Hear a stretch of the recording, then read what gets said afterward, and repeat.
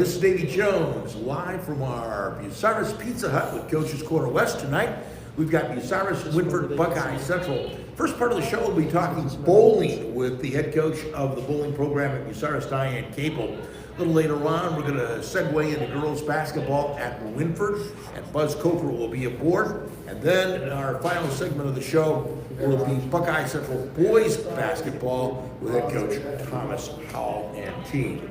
Our show brought to you on WQEL and WQEL Facebook Live by Doug Luthold and the Associates at Advanced Fiber Technology. Coach Tim Plumley, Mohegan Sports Medicine and Rehabilitation. Matt Studer, Spitzer Chrysler Dodge Jeep Ram Kia, just a mile east of the Richland Mall. Rob Lust at Edgefield Animal Clinic in Marion. Matt Ramsey, John Ziegler, Drew Young, Frank Heinlein, and everybody at Bucyrus Blades, serving worldwide markets from Bucyrus since 1951. And Roger Brown at Winks Lock and Safe, South Poplar Street and West Warren Street, and A&E Fire and Safety as well. Diane Kaple is our guest. Diane is the bowling coach at Bucyrus. Diane is well qualified by birthright to have that. She is the daughter of the late Harry Wells, who probably, when you think of bowling in this town, folks who are involved in bowling, for years they had Crawford Williams as well, certainly Sislov, but the first person you think of when you think of bowling in Bucyrus is Harry Wells. Operated Suburban Lanes from 1962, and he did a great job. So, growing up with daughter, Harry Wells, you probably were involved in bowling to some degree. I was. Dad built it when I was 2 years old, so... You're a youngster. I was. Well, you're a youngster now. Well, I wouldn't go that far. But yeah, so the family, it was a family business, and I bowled in the programs. Mom was an instructor, Dad was an instructor, so I started bowling from the time I was able to pick up a ball. Pick up a bowling ball. Yeah, and so then, I went on to bowl in the high school league in the high school. Dad started them in the mid-70s, is what I've determined. And so, and then it was on to, and then I taught my kids. I got certified after I got out of high school, and I've stayed with the sport ever since. All right. How many seasons at Bucyrus as bowling coach? This is my 21st year. When Frank Myers retired, I took over. All right. So I was the advisor for the first 17, and this is our third season. So it's 18. You probably went through the entire gamut of bowling at Suburban Lanes, the Saturday morning youth leagues. Yes. And you still bowl today, Diane? I do not, unfortunately, bowl in a league. I bowl for fun. Several years ago, I had shoulder surgery, so of course it was my right one. But I do love the sport, and I still bowl for fun. The family goes out and bowl, and I bowl with the kids when you can find time to do so. Talk to me about the transition of bowling at Suburban in the Saturday morning leagues, going to the next level, and now all of that bowling that you did when you were a kid, and how that transcends today and helping these young people out. Bowling is, I've always thought, which got from Dad, bowling is a sport that you get to do really throughout your whole life. Yeah. Unlike a lot of the other sports that you play in school and stuff, you don't get the opportunity. You don't see a lot of 40 and 50-year-olds out on the football field, unfortunately, But bowling is a sport that you can carry on. So on Saturday mornings, you used to learn the basics, and then you would get to the high school to where, you advanced on, and then you start the competitions. And the way the competitions have begun, bowling used to be a club to where Bucyrus would meet once a week. And then when we became a varsity sport, we have 24 matches in a season. We go to tournaments. It's just a whole different level, and so much fun. And I think the kids really enjoy it, and they work very hard at becoming better at it. How many young people do you have in the bowling program? This year, I have 17 boys, 11 girls. All right, that's something, isn't it? That it is. We started our first year with just enough for a boys team and a girls team. In fact, Madison, we talked her into, she was one who, we were only had 4 our first year. And the first week, we said, oh my gosh, we gotta find one more. And so Madison, we talked her into it. And so she was our 5th one. We had no backups. And now we're up to 2 JV boys teams, 1 JV girls team, and a boys varsity and a girls varsity. Very good. And we they all just bowl at started- the same time? Yes. Do other schools have JV programs?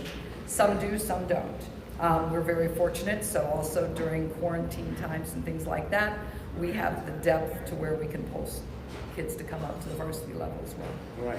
So you got a lot of kids. How do you get everybody involved in the bowling? And do you have to recruit, or do you depend on your kids to recruit? The kids do a lot of recruiting. They did a fantastic job of recruiting, and we even now have started a middle school program that they're bowling once a week. So we're starting at that level to bring it up so they're ready for high school. When do you guys bowl? I mean, if you have a match, is it on a weekend or is it? We bowl our matches this year because Suburban also houses Winford's matches as well. So we tried this year. Last year was a little, we had some conflicting with schedulings, and the place got pretty full. So we did, this year Winford's, most of their home games are on Tuesdays and ours are on Thursdays. And then we travel back and forth. The other Saturdays, we're getting ready for, it's going to be December. We have a big Redmond Classic tournament coming up, and it has grown. We started out with 7 teams our first year. This is our 3rd year, and we have 18 schools coming. These kids bowl outside of school time? I mean, do they go out and practice? Because let's face it. They practice, yes. Yeah. We practice. But it costs a little money to do that. It's built in our program. Okay. So the practice, the fee that we pay Suburban includes everything as far as every practice and every match that we hold. All right. So So the kids don't end up having to pay, No. whatever it costs to bowl. No, just for their own equipment, which equipment can be expensive. Right. Is bowling an N10 league sport? There are some, yes, but not an N10. There are conference leagues, but currently we are not in one, but would like to join one. You'd like to join? So Yeah, it's the N10 only has currently 3 schools that have varsity. Bucyrus, Winford, and? Chris, I thought They're not in the N10. It's, who is it? Is it Frederick? Is There's only Frederick? 2. They're not in the end time. N10. I think it might It's Ridge, is Ridgedale in the Ridgedale's N10? no longer in the N10? Okay, well then it's just Winford and us right now then. Because it was, And I don't blame you because they have so much changing around. Oh, yeah. It's hard to remember who's in what league anymore. Yes. And you and I are of the age Into where. the NOL. Whatever happened to the NOL? Yeah, whatever Yeah. happened to the NOL? So, tell you what we're gonna do, we're gonna break here for a second and talk to the young people around the table, and that comes up here in just one moment. Our show brought to you in part by Lee Plymel and Brad Seibert, the Plymel Insurance Group, Bucyrus and Galleon. Also, Hannah Newton, Wendy's, downtown Bucyrus and Upper Sandusky, North Central State College, Mansfield, and the Crawford Success Center, Bucyrus. Vince Ponziani and everybody at Waycraft Industries, Rod Steiger at Pizza Hut, Bucyrus and Galleon, the host of this show since 1992, and the Burkhardt family. Burkhardt Farm Sales, Ace IH dealer, Lynette, Winchester Road. If I may borrow that microphone, we're going to segue down here, and I've got Maddie, correct? Yep. Maddie McDowell. Maddie, how long you been bowling? You're a junior this year. How long you been bowling? 3 years for the school. 3 years for the school. What got you into bowling? She sold the story. That was about you, right? Yeah. I didn't plan on joining bowling at first. I went to my brother's match. He's older than me. He's graduated now. And one of my friends yelled that I had to join the bowling team, and Diane walked up to me and put her arm around me. Sweet talked you a little bit, huh? What do I got to do to get you on my roster? Just put me on, I guess. All right. So how much have you improved in the last 3 years? I think I've improved quite a bit. My averages stayed the same, which is good. I haven't gotten any worse. All right. So I'm pretty happy about that. What's the best part of your game? I mean, are you? I've been on for 25. You know the Bill Raymond Ladies Invitational is? Good. For 25 years, I was privileged to be the radio voice and television voice of the Bill Raymond Ladies Invitational. I am no longer doing that because I'm an old man. I go to Florida in the winter now. But, you know, I saw a lot of different styles among men and women. There were some women out there who could really crank it. They could. Are you one that can lift that ball up behind the back of your head and throw it through the back wall at suburban lanes? I don't think I can do that. Okay. So where do you get your bowling skill from? How do you try it? What do you use to knock down the most? I'm a straight-handed bowler, and right now I'm in a boot, so Diane and I have kind of evolved how I've thrown the ball and try to keep the same consistency. All right. I noticed when you walked in, you got a splint on your leg here, and I said, that's one heck of a good-looking bowling shoe there. Talk to me a little bit about the splint of the leg, how you got that, and how you're able to overcome that in your bowling. During softball season, I'm a pitcher. I was pitching in our batting cage, and I ended up tearing my tendons and ligaments when my cleats got caught, and I've had surgery. All right. It repaired my tendons and ligaments, but unfortunately they've loosened back up. But my surgeon and I have come to the conclusion that being able to wear the boot helps, but I do take it off and wear a brace just to bowl, and then I'm back in. Okay, so you wear it all the time except when you're bowling? Yep. How about softball this year? You playing softball this year? I'm not sure. We're actually thinking I might need a new surgery, so depends on how physical therapy goes. Well, I hope physical therapy does real well. You can do that as well. Bowling, softball, anything else as far as sports? I'm in marching band. Your marching band? All right, you have to wear the boot for marching band too? No. No? Okay. Well, I hope it works out for you. You know, talk to me a little bit about, you know, the other sports. We've talked about that. Talk to me a little bit about goals that you have for this year. You have some goals where you'd like to increase that average. Yeah, I would really like to increase my average, get a high game. My high game on record is a 189, I think. That's pretty good. I want to have the girls' average for the school, which I think is a 198. All right. So, All right. I want to at least get a I 200 see- game I this see year. that. I see that 200 staring you in the face. Yeah. It'd be nice to have a game go over 200, right? Yep. All right. Listen, we hope we wish you the best of success in that.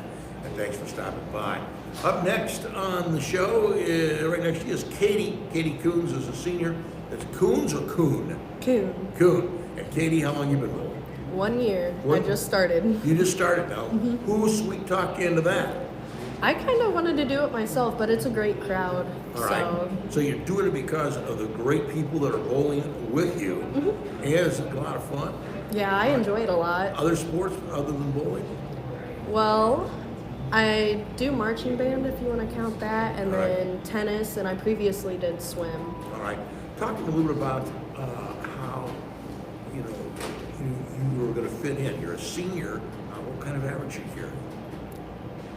Not Are you even have an average at this point in time?